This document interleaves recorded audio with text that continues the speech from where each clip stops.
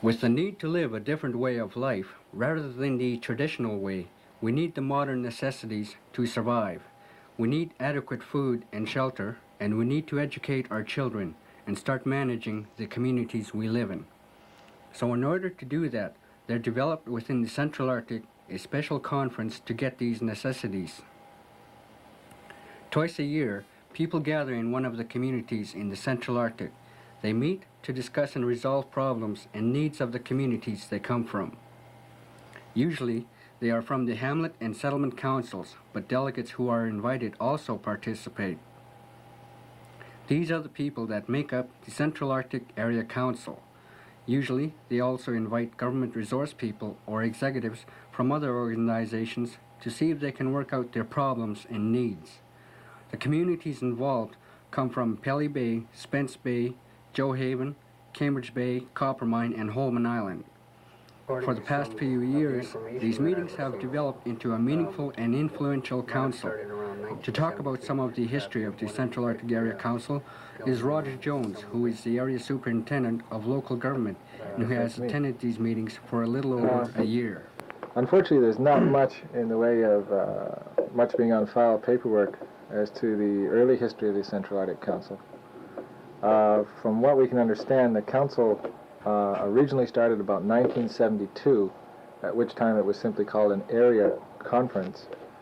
At that time, two members from council, a member from the Housing Association, and a member from the Hunters and Trappers got together mainly to discuss sort of area concerns for all through the Central Arctic and to come up with sort of answers for mutual problems that they had.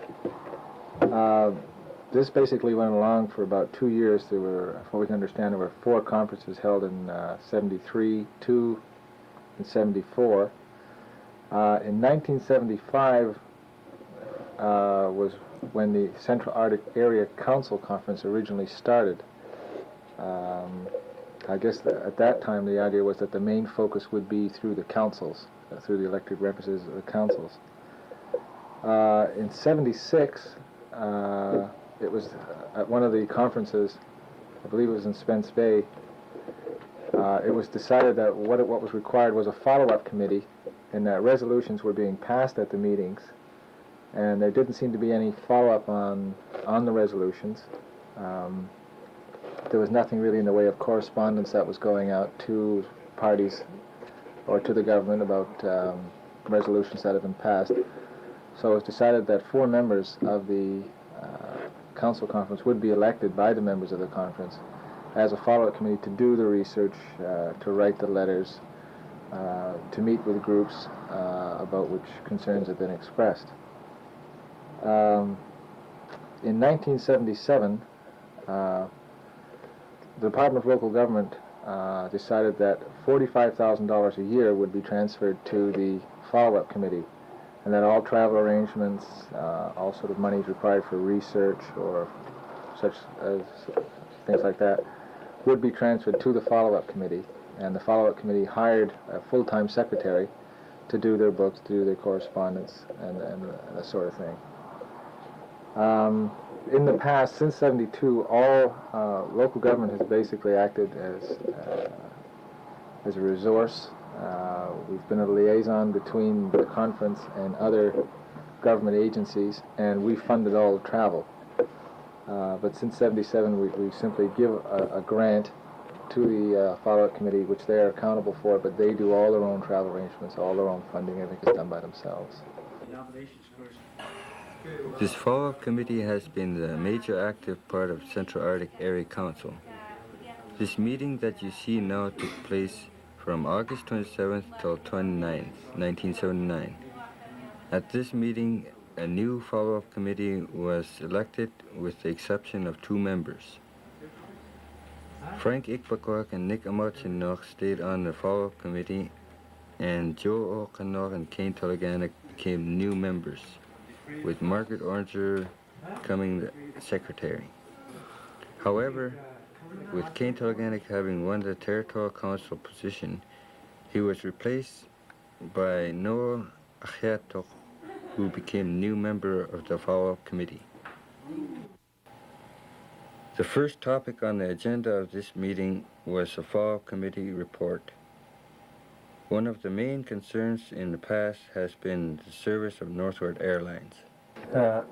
Probably the main one right now is concern of all the communities. Most of the communities is the service of Northward Airlines, and they have been very poor, maybe due to weather, but their plane's been down a number of times and it's been out service day once a month, and that's been one of the main concerns in the Central Arctic. And the follow-up committee went down to Yellowknife for a meeting after last fall's meeting here in Cambridge Bay to meet with the representatives of Northward. And what came out of that meeting was questionnaires passed around to communities expressing like what type of plane would they rather have up here to provide better services.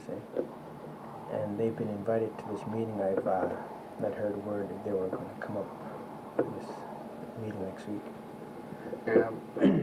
There's also, I understand that Willie Lazarus has just recently gotten a license, and I understand that there's an issue for quite a while. Perhaps to do with Medivac or whatever the case may be. Can someone fill me in on that? That's been that issue has been a concern for a number of years now. Not only the reason being that for Medivac services, but there's been a need brought out by the communities for an air charter service out of Cambridge Bay. And like Joe was saying, one of the topics was the Northward Airlines services. People in the Central Arctic figured, well, you know, there could be a need for an air charter service in the Central Arctic, and Willie's flown up here before, and I guess people in the Central Arctic were satisfied with his services, and he applied for air charter service out of Cambridge Bay and was denied a few number of times, and the people in the Central Arctic started supporting him, and they kept supporting him, and that issue was brought, you know, to each conference every time. I'm not quite sure what the story is right now, but from the last conference, that was still one of the issues that was still being brought up. So he does have his license now, or as I understand. Well, he has a license, but he has to get an operating certificate, whatever that happens to be. So that's one of the issues that will be coming up in your next meeting. I think it is resolved now, so it's just a matter of time now before he gets his operator certificate, and he'll be definitely operating out of here. Other topics in the follow-up report consisted of having appointed a new member of the Game Advisory Board, also having a temporary transit center.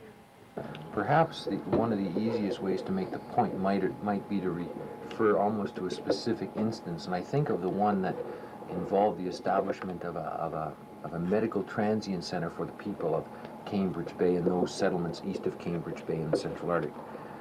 When I reviewed the minutes of various meetings, that was a topic that came up a number of times, and nothing seemed to happen with it.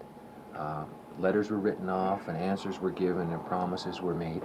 And I recall the second meeting I attended, it came up again as an issue.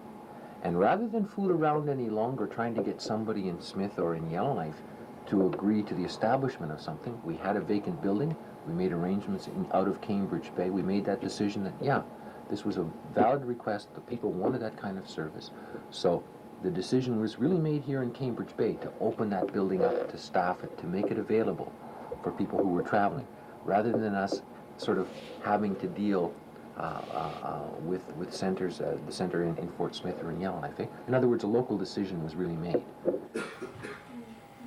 With the government making their move from Fort Smith to Cambridge Bay has helped the Central Arctic Area Council a great deal. Also, I think that the council, one of the outcomes of the council being active has been that the territorial government has in effect transferred more responsibility away from its regional headquarters in Fort Smith to Cambridge Bay.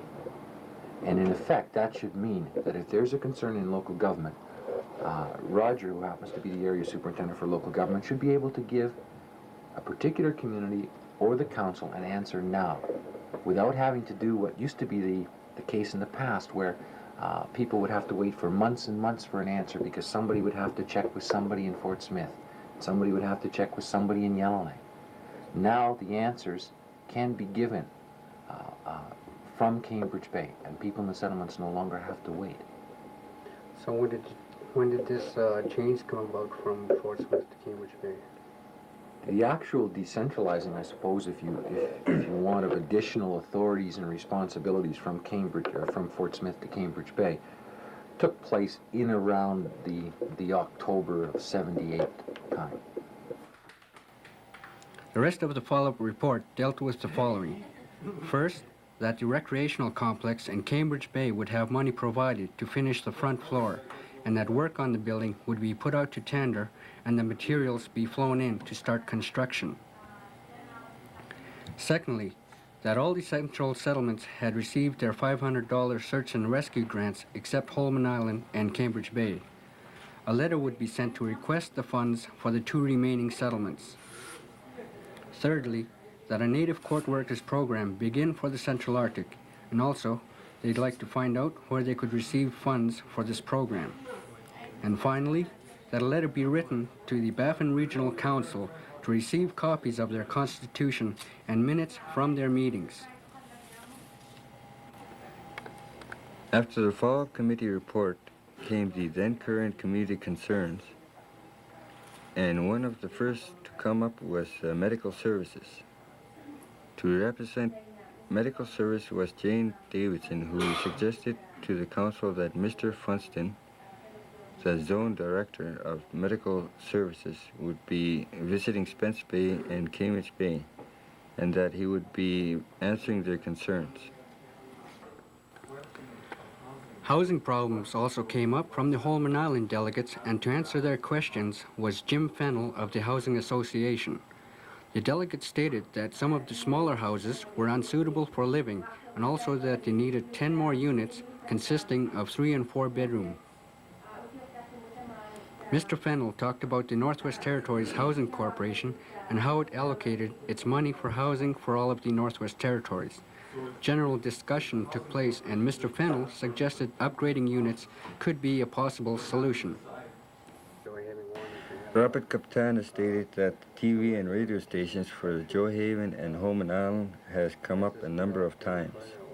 He also asked for support from the council in obtaining TV and radio for the 2 settlements. Well, as regards the concern that's felt in a number of communities for increased television and radio communication, the community of Pelly Bay indeed has both radio and television at the moment, and this summer we'll see the establishment of television and radio services in the community of Holman Island, and the situation in Joe Haven is still somewhat up in the air. As a matter of fact, at the moment, Joe Haven is petitioning CBC Northern Services because indeed, while the equipment will arrive in Joe Haven this year, the plan is not to erect it until 1981. However, the Joe Haven Council probably will be asking for assistance this time from the Area Council Conference to put some pressure on CBC Northern Services to indeed erect the equipment this summer. Yeah, and also there's been a concern brought up by the delegation and members of the council of wanting to have a Central Arctic General Hospital in Holman Island, wanting a new school and gymnasium. I guess that's still kind of up in the air and time consuming, like takes a lot of time maybe.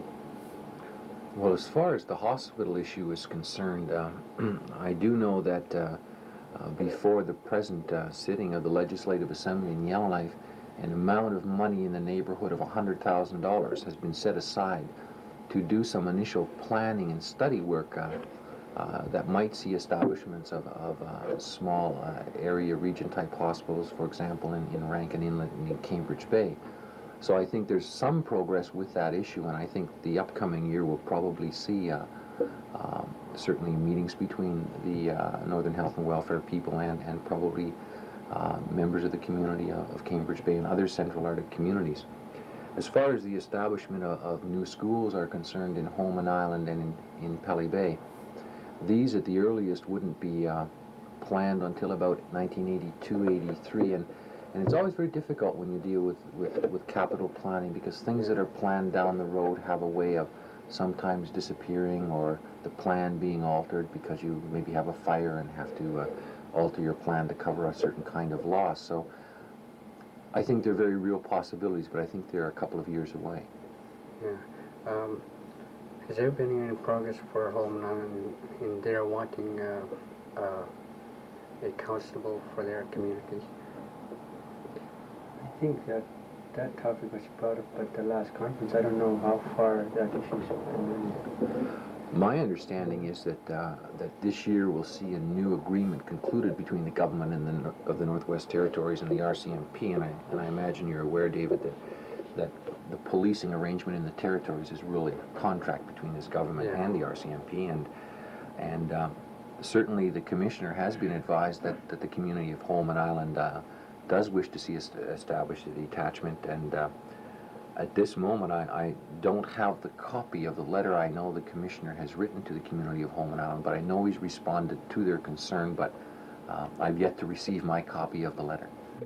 Basically, what this means is that when we have our contracts, we more or less negotiate between the government and the council. Roger Jones and John Fuller gave a presentation for the area council on the proposed Incorporated Communities Ordinance. It was stated that the purpose of the proposed ordinance was to, first, clearly recognize the Hamlet or Incorporated Settlement Councils as the prime body in the community, which will exercise responsibility for or interest in government programs or services available to it. Secondly, that councils will be permitted and encouraged to take over program responsibilities in such areas as education, welfare, etc. Thirdly, that as an incorporated settlement, all contracts held with the government of Northwest Territories, private companies, individuals, etc., will be made legal.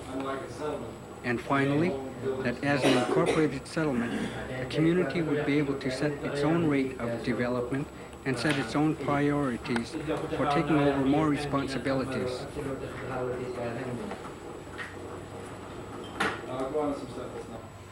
They couldn't take the charter to pick up the sick person out to Cambridge Bay. This is, this is going to go forever if we, don't help Willie to get his license. He's the only guy that, would take you anywhere, except, the Northwood can't do this. They're all tied up.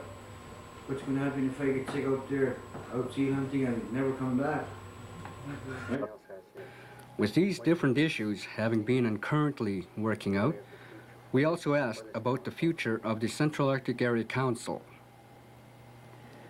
Personally, me being a member right now, I would certainly like to see it continue. I think it's a very, very good idea for the whole of all of Central Arctic.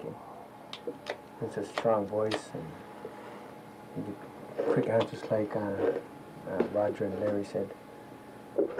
I think that the council is valuable in other ways in that there are always simply new day-to-day issues that are always arising. And the council is valuable in that it can address these, such as you mentioned, pipeline, Kaminko and Little Arvik, possible discussions on Nunavut. It's foreseeable that this council may, in a sense, develop to where the Baffin Regional Council is, in that the Baffin region sees one of their roles as being a group which tries to influence policy of the government of the Northwest Territories. They have various councils that contact government agencies all the time. And it may well be that this council may decide to take that route, to try and have more input into the policy or the directions that the government is taking. And I think that would be a very valuable role for the council to play.